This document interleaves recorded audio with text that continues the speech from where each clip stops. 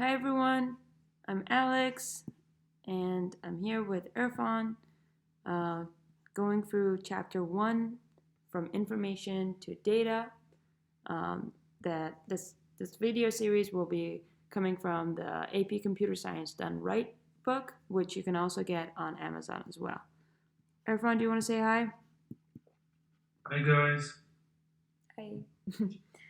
uh, Irfan, do you want to quickly just say what we learned from last video? Yes, sure. So from the previous video, we've learned that as computer scientists, our job is to convert information to data and interpret data into information in our real world. Is that right?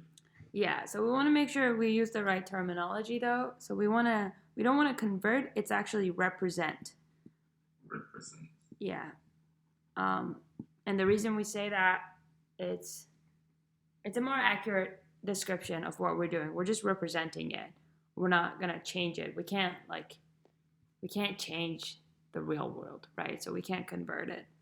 But we can That's represent right. it and then we can interpret it. Perfect. Are you ready for learning new things today? Yes, ready to go. Excellent. All right. Chapter 1.1 Information to Data. Okay. So if these are the information, let's say, and remember from last time, let's say we say Irfan is 193 centimeters. I'm making that up. I think you're actually taller. um, and you are, let's say, 21 years old. I think I'm also making that up for your privacy.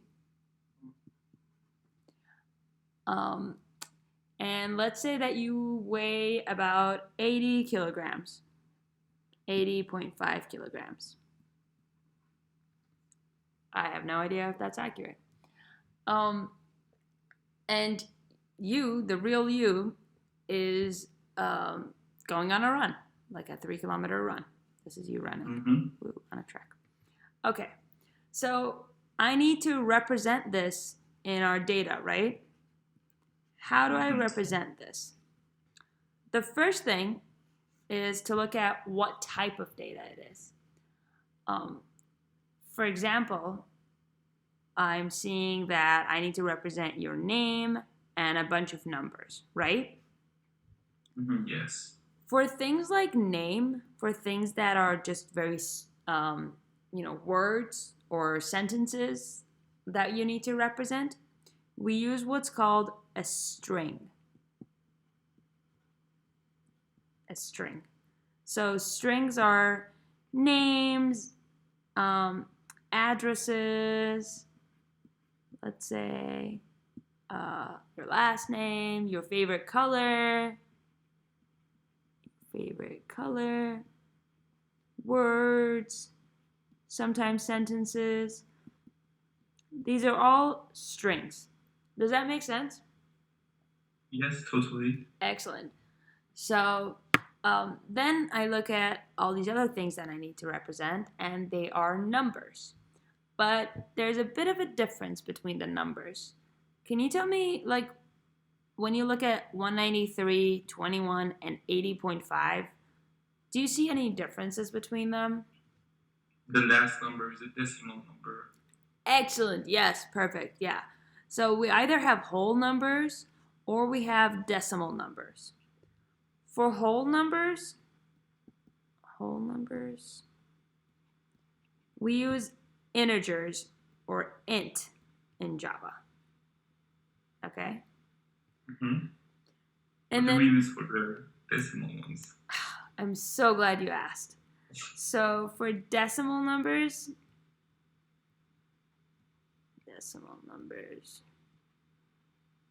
we use doubles.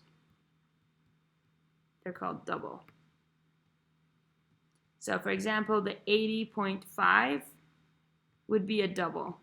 And I guess that's like fairly easy to remember, right? Because double, it has like two numbers, so it's a double. An int is just a number, so like your 193. Yeah, Does that make sense? totally. Excellent. So let's say I have created this information or created this data representation of your information, and I just have Irfan 193, 21, and 80.5. Right? These are your data. One problem you might notice is that this data is now very vague. Like, what does it mean? 21 what? 21 inches? Like 193 centimeters? Is this like about your height? Is this about your age? Is this about your, favorite number? So it's very difficult to know how to interpret these numbers correctly. Would you agree? Exactly. Yes, perfect. Okay. So this is why developers, programmers, these are all the same name, by the way, always use two things. So number one, we use comments to kind of give us more information about the data. So for example, we say, oh, this is going to be like in years, or this is going to be in centimeters. And then the second thing is that we name our data. We name things.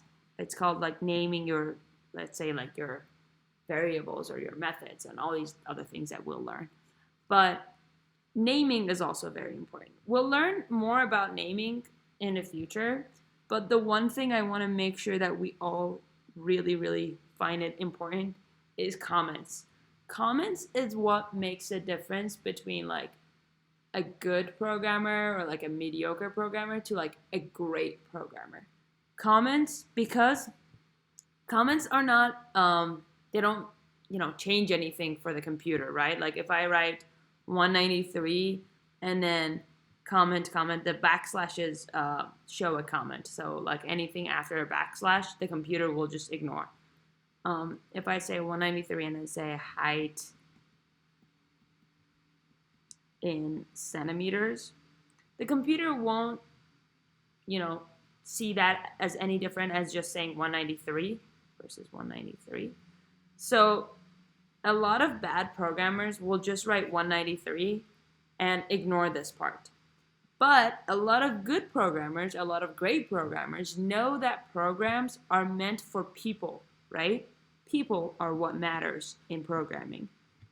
And they know that they will read comments, and then later down the line when they're trying to like change something in the code or understand the code or whatever, they know that they will really, really need the comments. So it's very important for everyone to practice writing useful comments. So just to kind of like wrap it up, there are three things that we learned today. Three language concepts. Number one, we learned about ints. And they represent whole numbers. And then number two, we learned about doubles. And they represent decimals. And then the third thing we learned is string, which are used to represent words or sentences. Just notice that right now I have used lowercase letters for int and double, and it's an uppercase S. We'll talk more about that in future, but know that these are the difference. Like strings are with capital S, and int and double is with lowercase I and D. All good? All clear. Excellent. Well, we'll see you next time. Bye. Bye.